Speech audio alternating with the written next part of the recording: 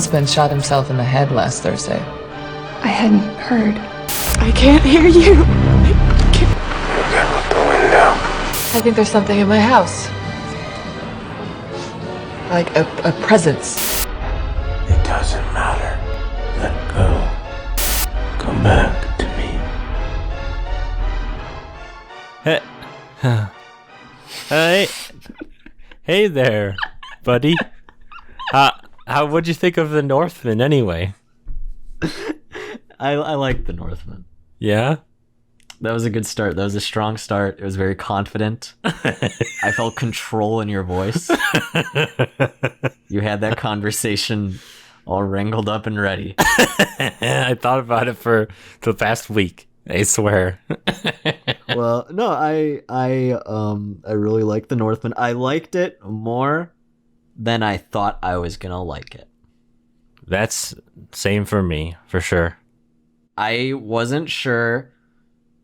I don't think until maybe like an hour into the movie I knew what the movie was gonna be. Mm-hmm. But once it kind of got going, I was like, okay, I'm down. Yeah. Yeah, for sure. I just wasn't like, I don't know. It took a bit to click for me. I'm sure on a rewatch, I'm going to appreciate all of it like a lot more. Mm-hmm. And I'm even debating on going to see it again in the theater.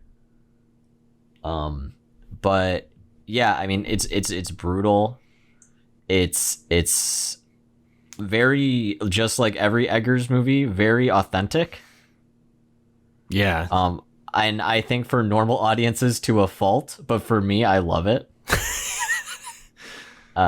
Especially the scene we've been talking about in the beginning where Ethan Hawke and his son are writhing around on the ground like wolves, howling and farting. And Willem Dafoe is dancing around them like in his underwear, making them bark like dogs. Yeah, it was awesome. The peak of it for me, when I was laughing the hardest, is when Ethan Hawke smells his own son's fart. That was nice. The movie was like surprisingly pretty funny. It was, yeah. There was a really good balance of humor. Mm-hmm. Where it wasn't like a Marvel movie where it's like you're undercutting the dramatic stuff with a stupid joke. It was like the joke came around every once in a while and you're like, oh, okay, that's funny. And it was mostly just to like revel in its own absurdity. Yeah. Of just like how like Robert Eggers knew he was making something super awesome. If that makes sense, like you can tell the whole time he was just like, what would be cool? And that's what he did. My only fear is that I give this a couple years. I think this is going to be like a Reddit bro movie. Oh God. And I don't want it to be. But now here's a question. Where does this fall on your Eggers chart? Your Eggers list. I don't know. I'd have to see it again, but right now I think I still like it. I like it less than The Lighthouse and the Witch, but I'm not sure. I had to watch it on rewatches, but I still think it's like a really good movie. I was not sure if I like it more than those other two he's done. Yeah, I mean, The Witch will always be my favorite. I think this is tied for me at The Lighthouse. I mean, definitely on a rewatch. This just didn't seem as personal as his other films. Yeah, that's how I felt too. This seemed more almost like an epic blockbuster. Yeah. Without being a giant blockbuster. Like, it just on the scale of it, it is massive. Mm-hmm. And it encompasses like so much while still feeling like a smaller indie movie. Yeah. But I think it just really loses like that personal connection. Yeah. But at the same time, I think you're there just to see Vikings like rip people in half. And it's fucking awesome. Yeah, you get plenty of that. It's weird. I thought it was weird that this wasn't an A24 movie when I saw the opening credits. I was like, oh, this is not A24? Yeah, it was like Focus. Mm-hmm. yeah, I was like, oh, okay, this might be bigger budgeted than his other stuff, and it was for sure because I think this took like 90 million to make, Yeah. but while The Witch and The Lighthouse took like It's like 4 million and 10 The million. Witch was like, respectively. it's like nothing. I mean, that's still a lot of money, but Yeah. I mean, just for what Eggers did with the budget for those movies is already insane. And I mean, even this for like 90 million, like this movie looks really good. Oh yeah. Yeah. Even like a lot of like the CG effects and stuff look awesome too. Yeah.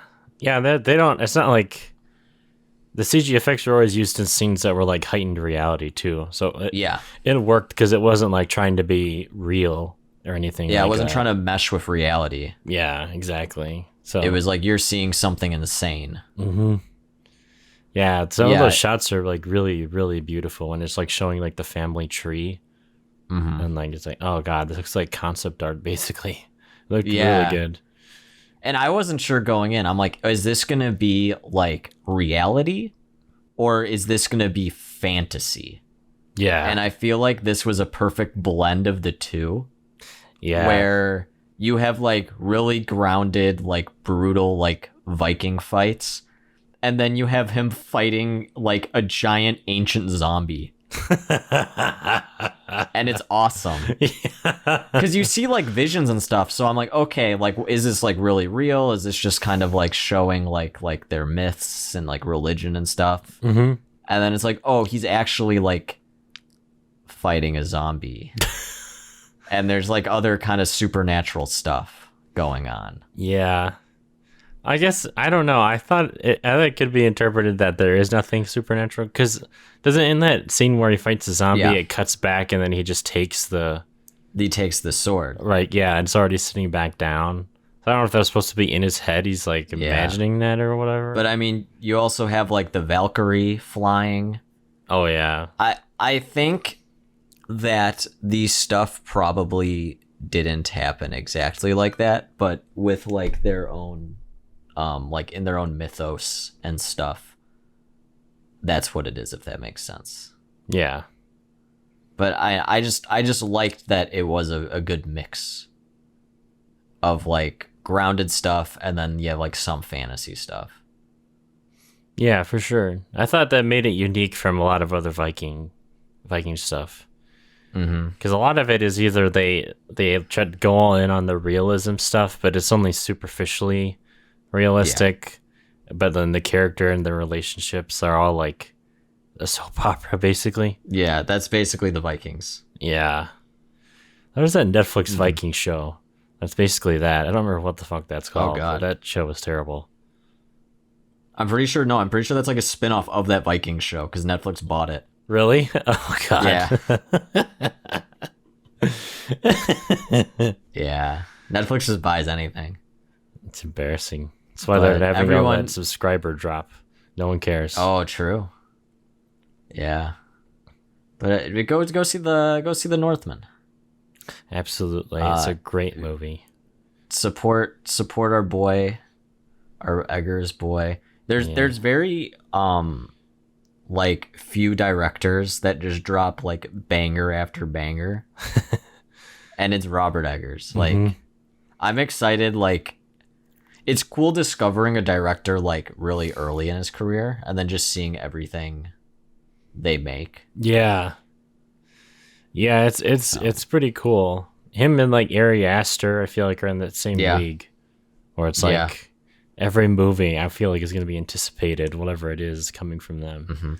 And one thing I like is Eggers didn't give in to like Shyamalan. You know, like Shyamalan made like 2 good movies, and then I feel like the like got to his head. Yeah. All the like the hype and the charisms, and it's just like he's trying to kind of recapture that same thing that made his good movies magical, but just never quite gets it. And I feel like I was worried Robert Eggers was going to do that with this one, but he doesn't. Yeah. Like his style is still there, but he's doing something completely new. And I love it, and I hope he just keeps doing it, and I hope he doesn't give a shit about criticism, I guess. Yeah, that's what I thought too. I thought it was really unique that he went in such a different direction because You could say The Witch and The Lighthouse are kind of in the same vein. Yeah, Like, they're horror movies. This was almost an action movie at certain yeah. points. No, yeah, this is like like I would put this as like fantasy action adventure. Yeah. I think more directors need to do that. I think Ari Aster is the one that needs to do that. I feel like his next movie apparently needs his to new be... movies, it's a comedy, his next one. Really? Oh, wow. It's like a horror comedy. Oh, well, that'll be cool to see.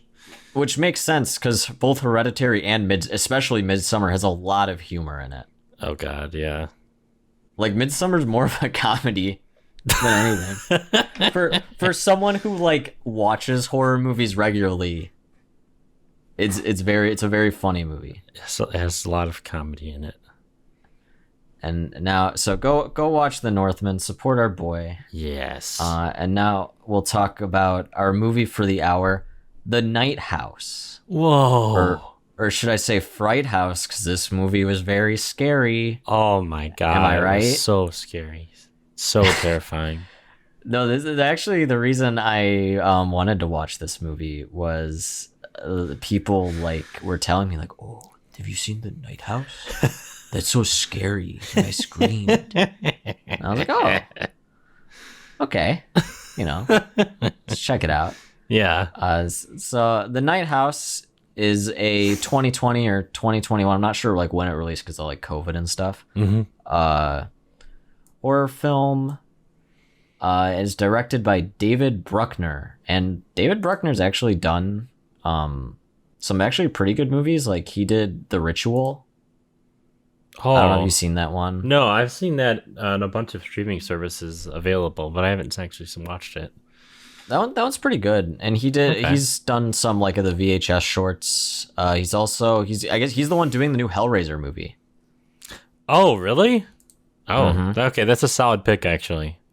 Yeah, so that's fine. Yeah. I have a little more faith. What little faith I have in the franchise, it's there. It'll still be garbage. It'll still be bad. I guarantee it. What are you talking about? Every Hellraiser's good. No.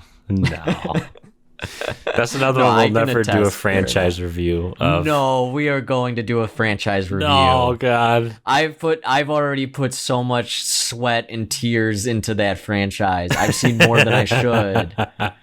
No, I just want to fight you on Hellraiser 3. Oh God. Yeah, you'll probably have to fight me on Hellraiser 2 because I don't even really like that one. Oh, I'm gonna punch you.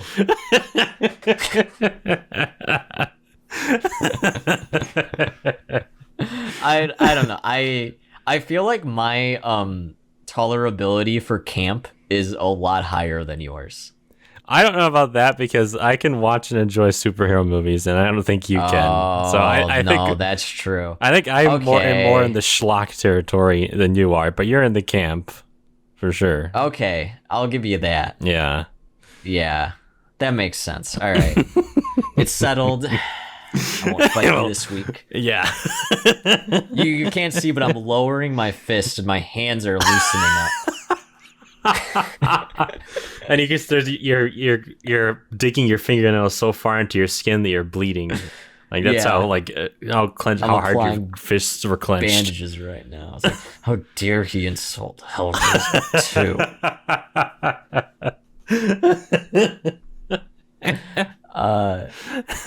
But the Night House is essentially about a recent widow whose husband kills himself. And he was an architect, and she starts to discover things about his past that when she's putting things away and things you probably don't want to find out your husband was doing, even when he was alive. And the house is haunted. Oh my Yay. God. So what we haven't talked about this at all, so I'm curious, what did you think of the Night House? I liked it. Yeah. I thought it was solid. Yeah. For the most part. I was really digging it. I think the first half, like the first and second act of this movie is really good. Mm-hmm. And I think it kind of comes apart in the third. Yeah. Which is unfortunate because I think the big reveal is kind of just lukewarm. Yeah. And we'll get into that once we talk spoilers. Yeah. But for me, it was like I was going like up like a roller coaster. Like I'm going like up, up, up, and like right before the big drop, it just kind of like went. I was like, oh. Oh, why Okay. why did it kind of be? Why was it underwhelming for you personally? Okay, for me personally, without spoilers, was I really liked the ambiguity of a lot of it, especially when she's finding like all these books and he's like drawing labyrinths and like puzzles and like architect plans that are like reversed, and throughout the film like this house is designed to where like if you like stand in a certain spot and looked at things in like a certain angle, like the pillar and the door like make a person. Yeah, I thought And that stuff, was and I really think- creative. That was I cool. thought that shit's like really cool, and he has all these books about like, you know, like how to like trap like spirits and stuff and like puzzles. And I was like, oh, okay, like this is like really interesting. Mm-hmm. And that was just put on the back burner, and you didn't get any more of it. And it was I was worried to the end. As much as I love Malignant, I was like, oh no, is this gonna be a Malignant thing? There's the schlock at the end. Well, not even. I'm just saying like the twist in Malignant, where it's like, oh, she was the person okay. the whole time. She I see was what the you mean. crazy one. Yeah. So I don't know. I just felt like it set itself up really good, and there was like, and I mean, the tension in a lot of like the first couple scenes, like this when the spooky stuff starts kicking in, is really good. Yeah. Yeah, I agree. Like whenever that music turns on, I'm like, oh shit. And it's like so happy too. But like imagine like just like your wedding song too, like your first dance song comes on. And then I also liked he got a good like the ghost got a good like 5:30 a.m. haunt in there.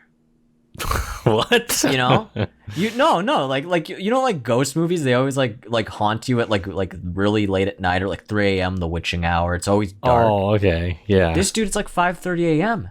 He's a morning haunter. Yeah, no, I'm like, that's a good time to get haunted. Like, it's still spooky, you know, like the sun's just like not even coming up yet, but it's like just light enough. You're kind of all like dazed, you know, because you just woke up. I'm like, that's a good time to haunt someone. Yeah. And visually like too, it. you can have like the morning fog on the lake outside, Yeah. and yeah, it's nice. That is a good time to haunt. Yeah, Aesthetically I just thought- pleasing. I just thought it was really cool. But like, I mean, I all the ghost stuff was like really scary, and I think why I like this movie so much is I don't have a high tolerance for ghost bullshit. Mm-hmm. You know, like Conjuring just puts me to sleep. It's the same shit every time. Yeah. Like, oh, some colonial kid from the 1800s was abused and killed by his stepfather, and oh, the kid ghost is haunting us. Oh wait, no, the kid ghost is trying to tell us to save him from his evil ghost stepfather. Oh, the bones are in the basement. We gotta burn them and put their spirits to rest. And it's all the same scares. So, yeah, and the house always ends up like exploding at the end. yeah, like the house starts shaking, like fire starts. Yeah, and the ghost starts getting violent. But no, this was like just really like you never knew kind of what it was, and it didn't do anything cliche. Mm-hmm. That's what I like about it, because it was very personal. Yeah. Like Rebecca Hall's character is going through a lot, and I think all that stuff is really well fleshed out and interesting. Yeah, and she's just a really good actress. Like she adds Yeah. a lot to that role, because there's not a lot of dialogue in it, really. Like, No, yeah, because a most lot of the it is movie's just her alone. Yeah, exactly. It's just her like walking around experiencing all this shit. The one scene I really liked was like when she like first went back to school, because she's like a teacher, and like some like soccer mom comes in Oh, because the her Karen. kid got like a C. Yeah, Karen comes in, and she's all like, "Oh, like my son got a C." Like, cause she's like, "Oh, let me see." He's like, "Oh, because he didn't like do this project," and she's like, "Well, he didn't do the project because you weren't here on personal matters. Oh. And then she's like, last week my husband shot himself in the head on our boat. And just starts ripping into like this woman and just like basically unloading everything. And the woman's like, oh my God, I'm sorry. I thought that scene was great. And there's like there's a lot of moments where, I mean, obviously this movie, like every ghost movie, is about grief. But there's like a lot of moments, even at the bar, where she just kind of starts unpacking and unloading everything on these people that are just trying to have a good time. Yeah, she starts talking about like, ghosts and shit. Yeah, like, let me read you my husband's suicide note. Yeah, my husband's suicide note is covered in blood. Here it is. And everyone's like really like uncomfortable and trying to change this subject, and she's just like very just like nonchalant about it. Yeah. Yeah, that was a great scene. Yeah, and it's written really subtly too, because no one really acts like comically like over the top in it. It's all very like subdued. I feel well like done. Movies either do like two things where they make the person like uncontrollably like guilt-ridden or like grief-ridden, just constantly screaming, constantly like very manic. Or they do like the opposite because they need the story to move on, and then just make it just like the death is the thing that happens to start the story, and now her character doesn't give a shit about it anymore. Yeah. But I feel like this is like a very realistic, I mean, it's more about her, I think, dealing with this, and also just dealing with the fact that like her husband killed himself. Yeah. It'd be one thing if it was like a car accident or something, but it's like he took his own life and she doesn't know why. Yeah, that would destroy anyone. As I feel like if my spouse was like did that and like I didn't know why, I'd feel like so guilty and like, yeah, you know, like just so depressed about it. And she conveys that so well through her acting, and the writing is really well done. Yeah, there's a really good part where like right after like the funeral, and like some woman of the family is just like, oh, are you okay? She's like, no, I'll be fine. She has like this giant tray of probably like pasta or something, and she just like puts it on the counter and immediately just throws it in the trash. Yeah, she just slides it into the trash can. I think it goes to the title card, doesn't it? After that, yeah, no, it goes to the title card, and then it's back with her like drinking like a full bottle of wine, and she has I think that dish out because she's eating an entire tray of like cold pasta, so I think she dug it out. I didn't notice that. That's great. Yeah, it's like the same container. Yeah, another I think understated but like cool way of like conveying like how a spouse would feel about like their spouse committing suicide, not knowing why, was like when she watches their like wedding day footage. Yeah, she's almost watching it with like hatred. It's so weird. She has like hatred in her eyes, and like you feel like that she like feels like so betrayed by him because of what he did. And throughout the movie, you can tell she's starting to get like angrier and angrier at him. Yeah, like for sure. Especially like when talking to her friend. Like in the beginning, she's just like, "Oh, like I don't like. Why would he do that?" You know. And then it's just kind of like, "Why would he do that?"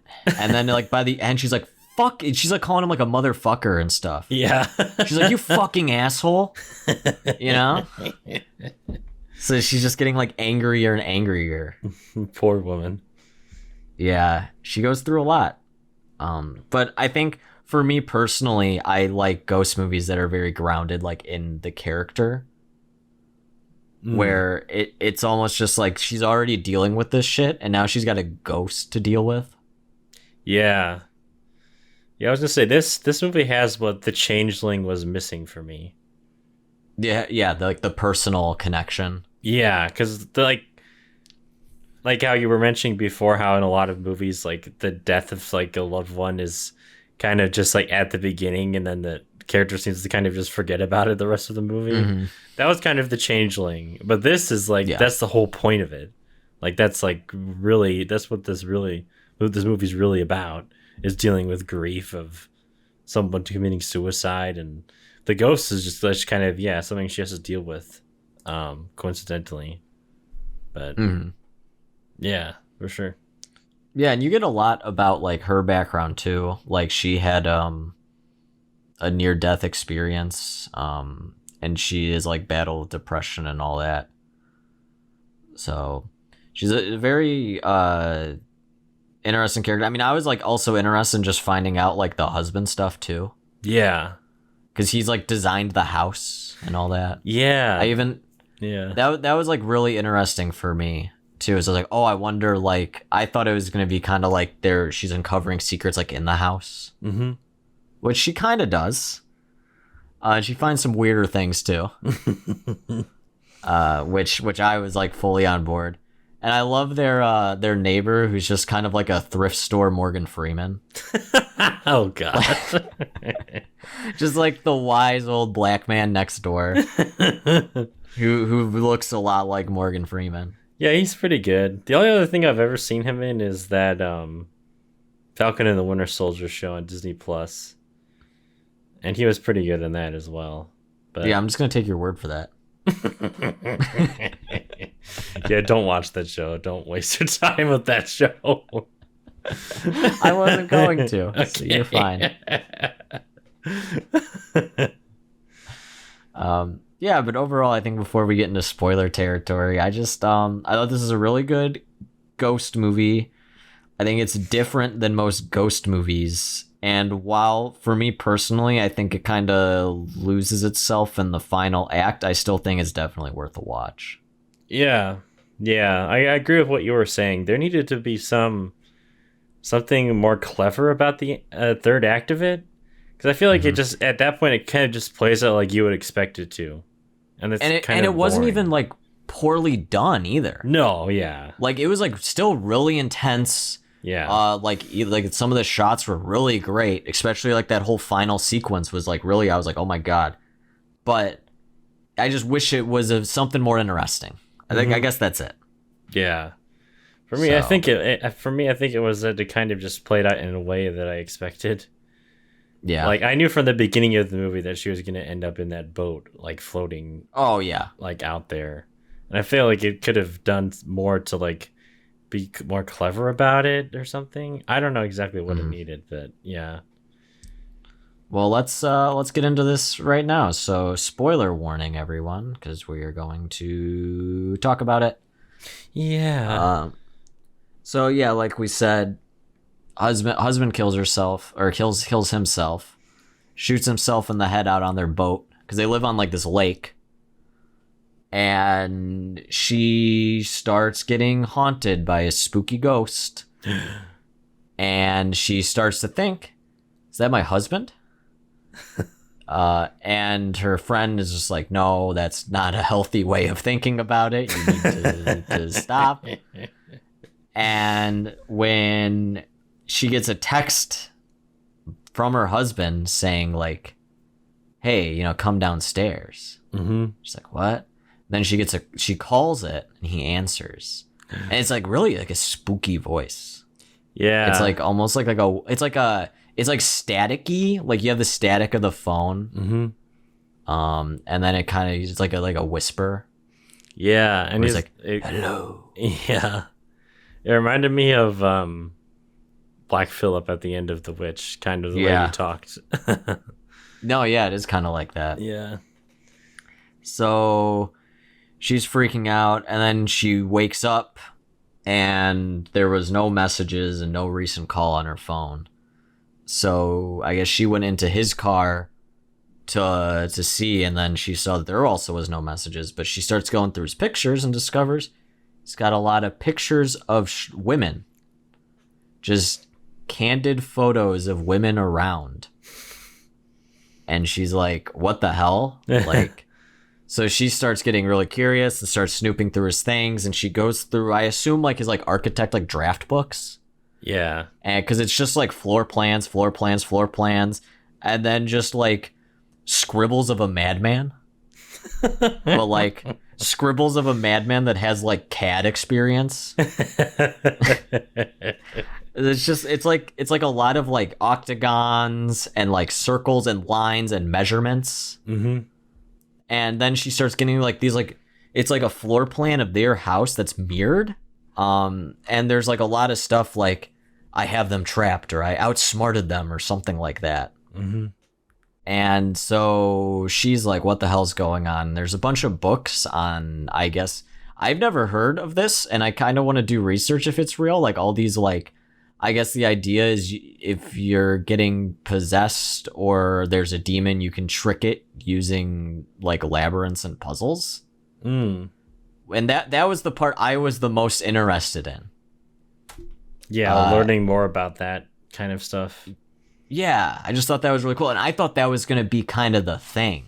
Mm-hmm. Like, maybe he's been haunted this whole time, and through his, like, house designs, he basically made, like, a trap for a ghost or a thing, or, like, a labyrinth. And then maybe when he died, it, like, got out or something, and it's, like, stuck in the house. I thought that was going to be the thing.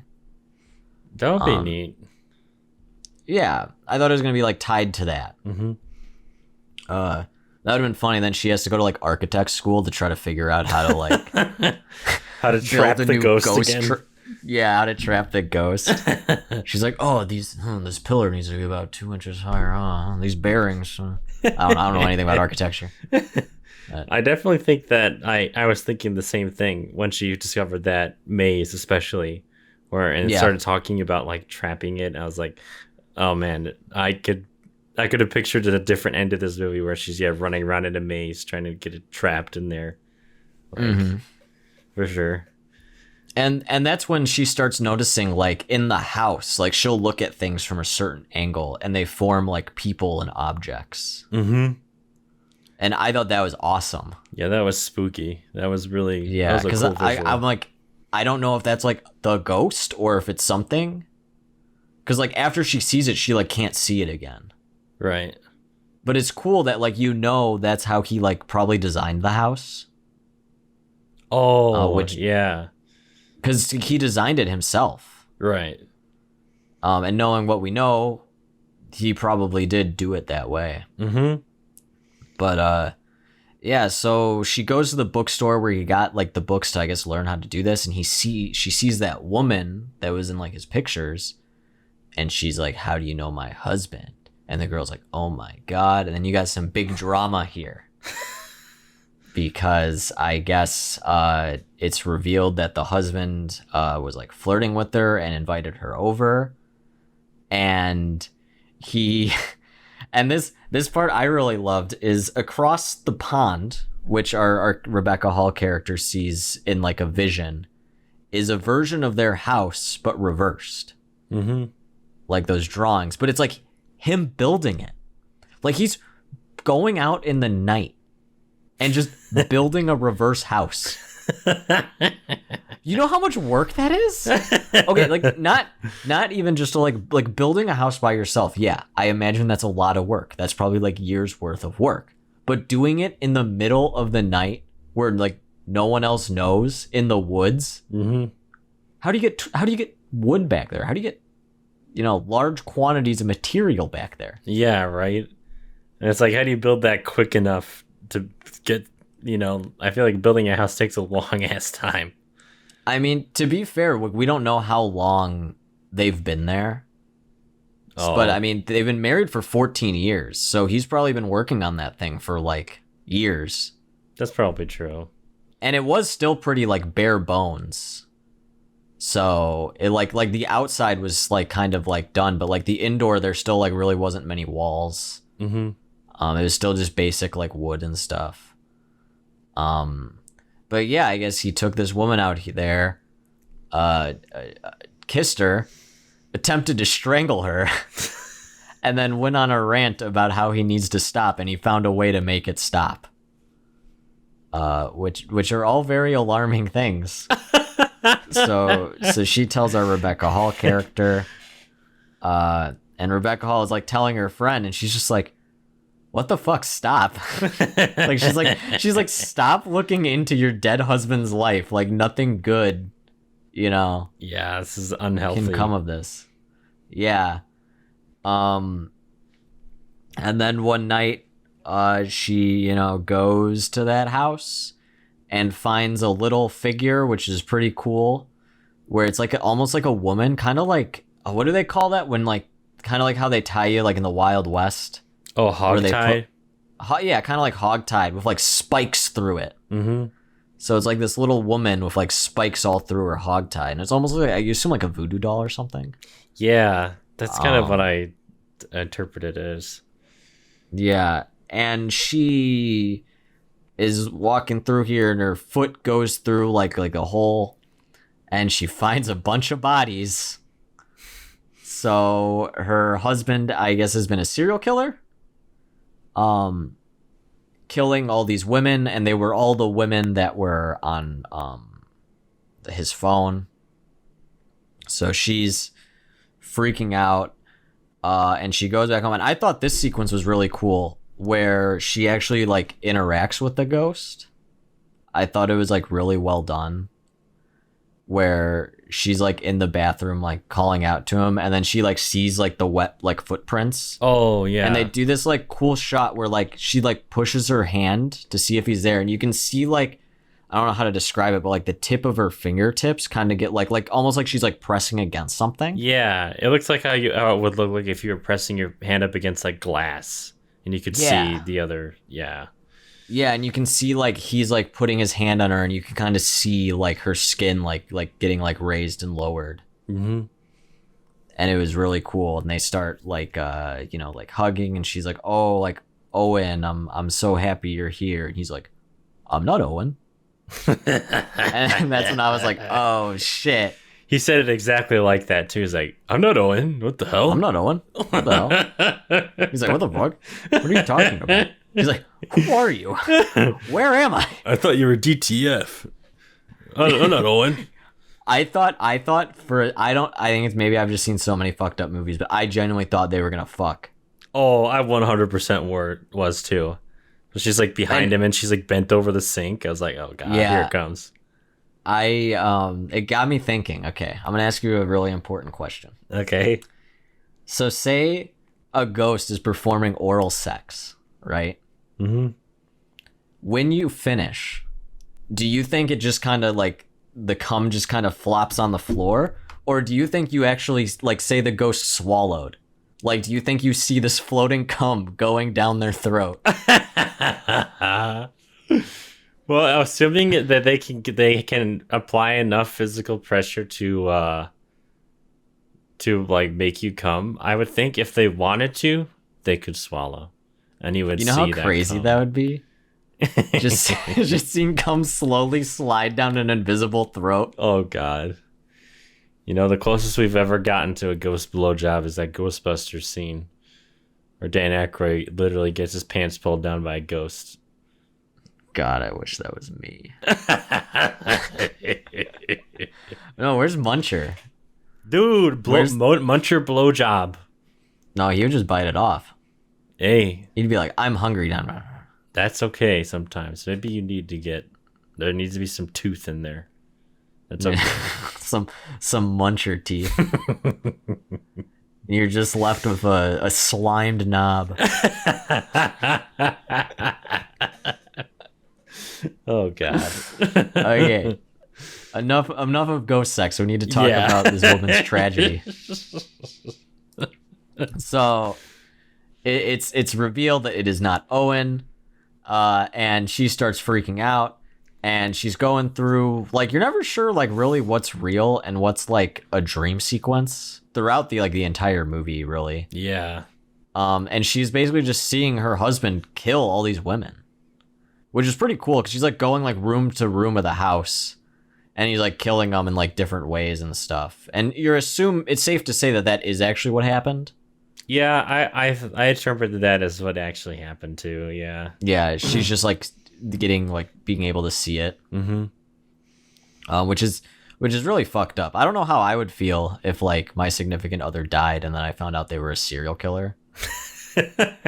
Like that would be like really hard to deal with because like you never like knew that side of them, and I feel like you would almost be in just complete disbelief. Yeah. I mean, it's nice to know that in this movie, at least he was doing it for a good reason. Like he had to do it, or else he would end up killing her. This is where we're revealed that the ghost is not Owen, but her personal death ghost, because she was in a car accident when she was in high school and she was like legally pronounced dead for 4 minutes, but then came back to life. And she said that like she actually knows what it feels like to die, and I guess this ghost really missed her. So I guess, I don't know, like I don't think we were necessarily possessed, but kind of crept into her husband to get him to kill her. Because we see like a vision of her like taking a nap and like her head is like on his lap and he goes to like choke her but like stops himself. So it's safe to assume that he's killing all these other women to like appease those urges, because all the women also look just like her. Yeah, like they're very similar, same type of woman. Yeah. Mm-hmm. So it's revealed he's like, oh, I just want you back. He's like literally like, I miss you. And I'm like, damn, like you were with her for like 4 minutes. Like chill.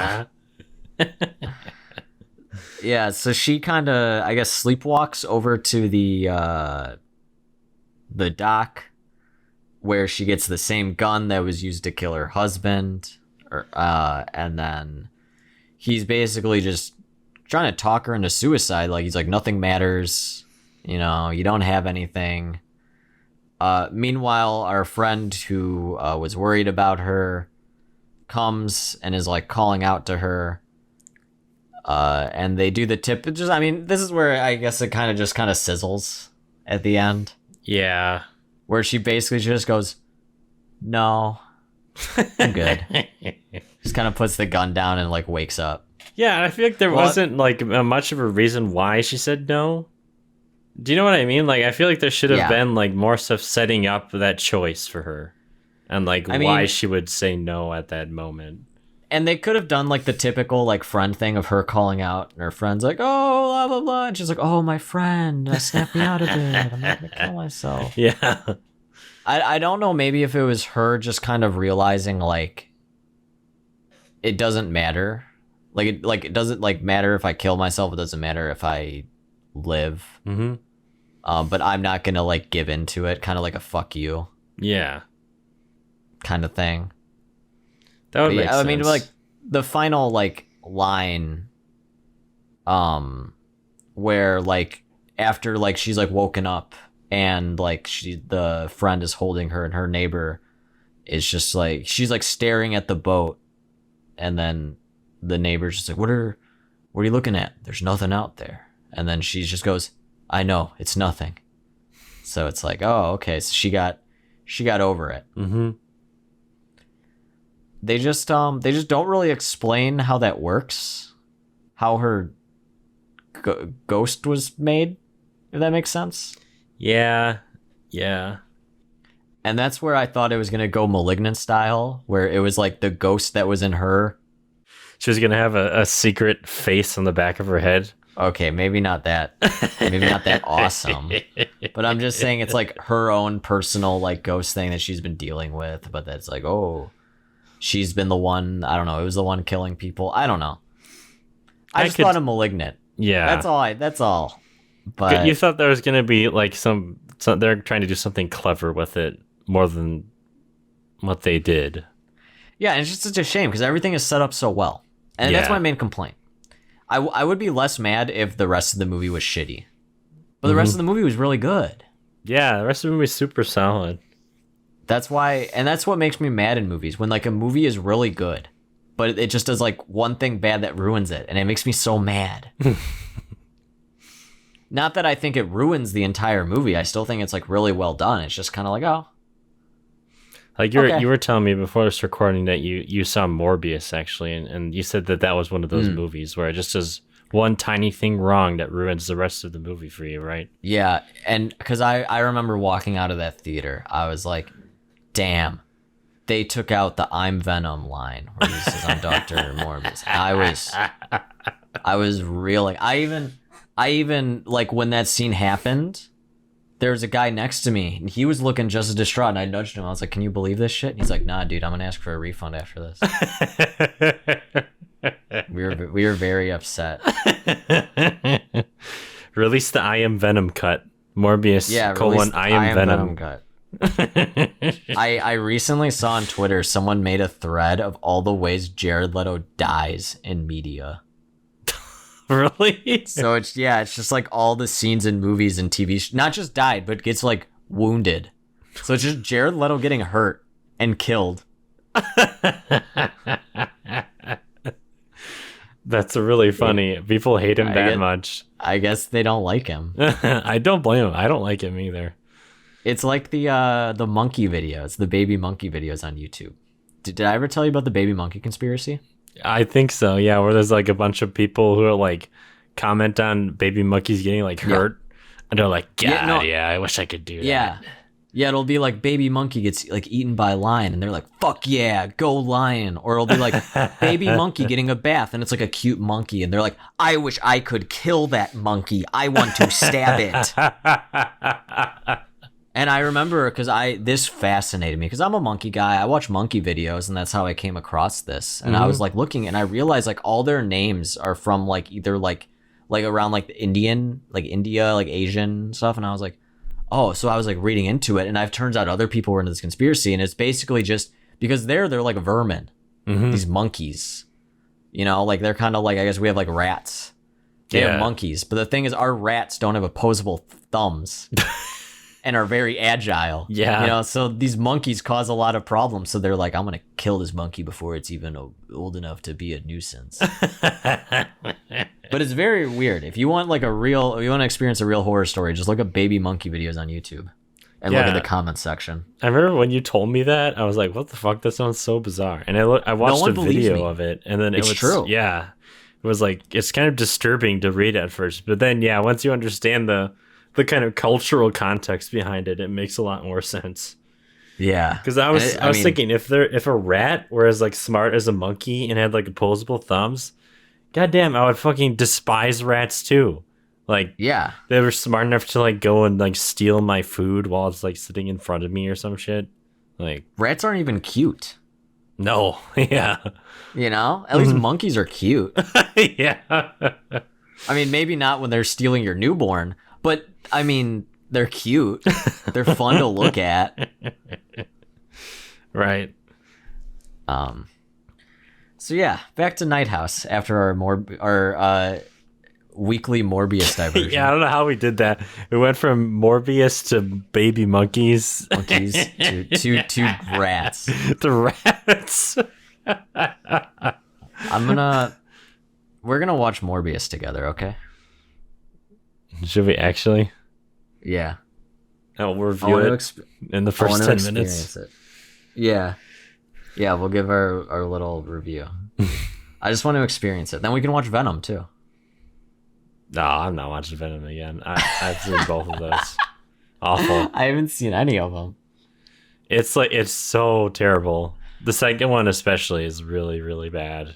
But what do you mean? He's Eddie Block. He's Eddie Block.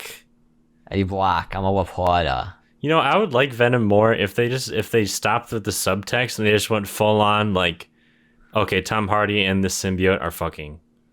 Like, this symbiote sucks his dick at night. They're in a relationship. But wait, do they really? Is that canon?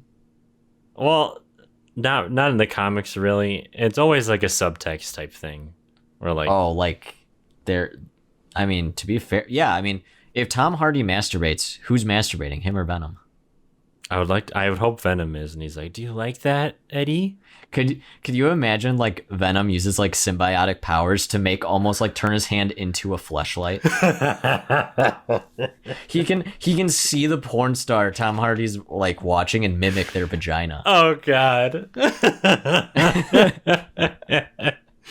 Or Tom Hardy has like an ex-wife in that movie, so I'll be like, oh, do you want me to shape my vagina like hers, Eddie? Yeah. And he's like, yes, like, no. Please. No, he doesn't want it, and then he's torturing him with it. He's like, no, please. He's crying. It brings back too many memories. He's like, let there be carnage. Oh, no. No.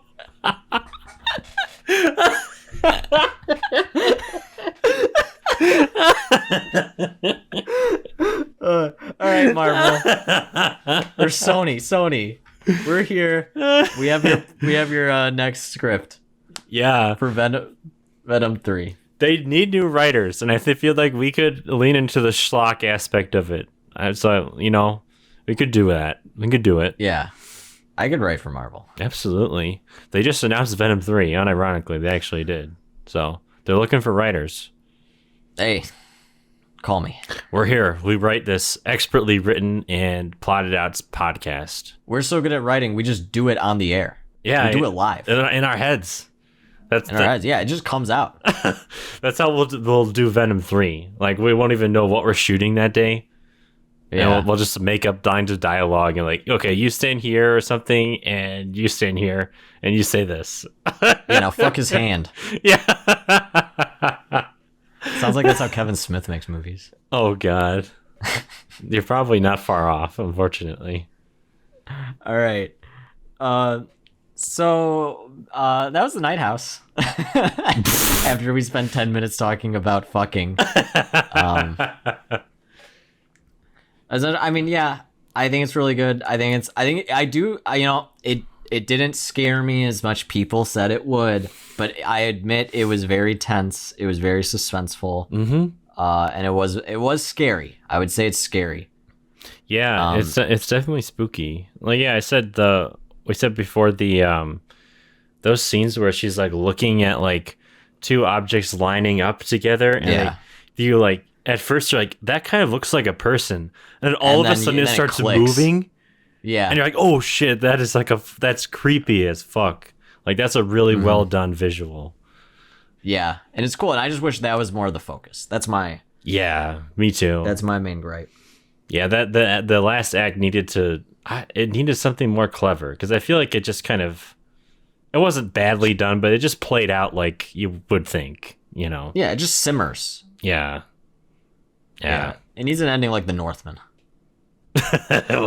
Where two giant buff guys like fight on a volcano. Yeah, just naked, dicks out. That's how every movie needs to end now. The Northman has ruined climaxes for me. I'm like, if I don't get dick in a volcano, it's not a good movie. No. All right, so overall, I recommend I almost said The Lighthouse. We've been talking about Robert Eggers too much. Apparently. I recommend The Night House. You can watch it on HBO. I think it's also on Hulu as well. Mm-hmm. Yeah. So a good spooky time. I think this is a good movie if you just want to get it spooked. But there's also, it's a lot deeper. It's a lot more interesting. It's almost like a drama. Yeah. Through most of it. It's very character driven, which is what I liked about it. It's not like the mystery doesn't really drive the whole thing, and like there's not much character stuff going on, but the character stuff is the focus, which was really fun. And Rebecca Hall is really good in it, like we've already said. No, yeah, she carries this movie really hard. Yeah, she's great. Mm-hmm. So, all right, that's The Night House. Sony, we're waiting for the call, the email, however you want to get in contact with us. We have many great ideas and what we can do with your beloved character Venom. I feel like we should get in touch with Tom Hardy, because I feel like he needs saving. Tom Hardy. He probably is sad that he signed on contracts to and he's stuck in these movies. He's like, you know, let's just make it schlock. I need something interesting with these characters. It's like, oh, you want me to fuck myself with my ex-wife's hand pussy? Yeah. I like that. Oh, no. All right. Well, thank you for listening, and we'll see you next time.